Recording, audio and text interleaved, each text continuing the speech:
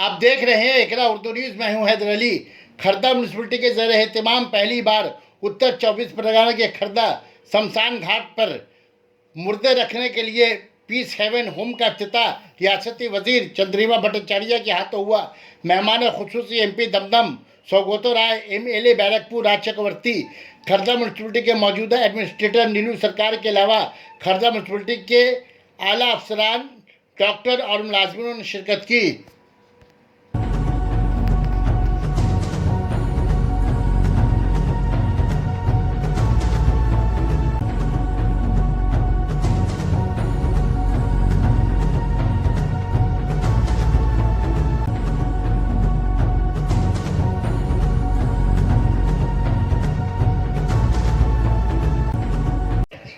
একটাও ইলেকট্রিক চুল্লি ছিল না, এখন সব কটায় ইলেকট্রিক চুল্লি হয়ে গিয়েছে।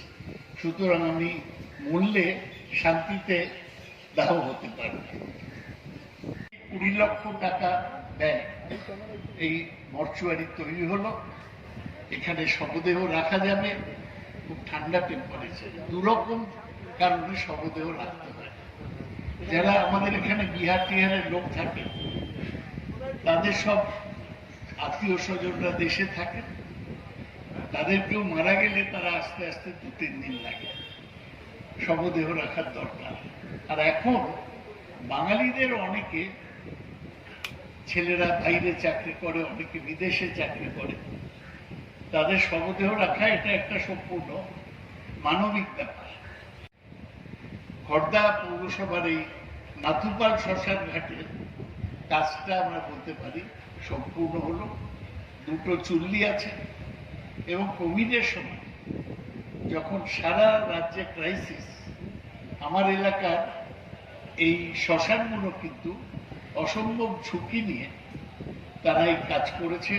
প্রথম বরানগর শুরু করেছে কোভিডের বডি নেওয়া, তারপর আস্তে আস্তে সবাই নিয়েছে এবং আমরা কোভিডের মৃতদের নিরাপদভাবে অন্ত্যেষ্টি করতে পেরেছি। অভিজ্ঞতা অর্জন করেছি।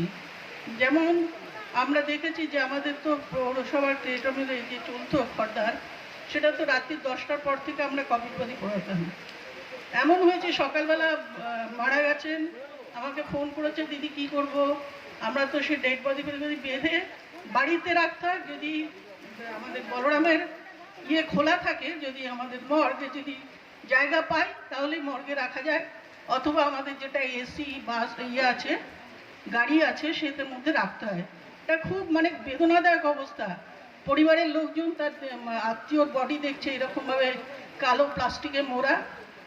তারই পরিপ্রেক্ষিতে যে আজকে মর্চুয়ারি তৈরি হলো, সেটা খর্দার মানুষের কাছে নয়, এই এলাকার সমস্ত মানুষের, আশেপাশের অঞ্চলের কাছেও একটা বিরাট পাওনা হলো। এবং আমাদের সাংসদ এবং আমাদের মন্ত্রী যেভাবে বলেছেন, আর তারপরে মর্চুয়ারি নিয়ে আর কিছু বলার মনে হয় জায়গা নেই।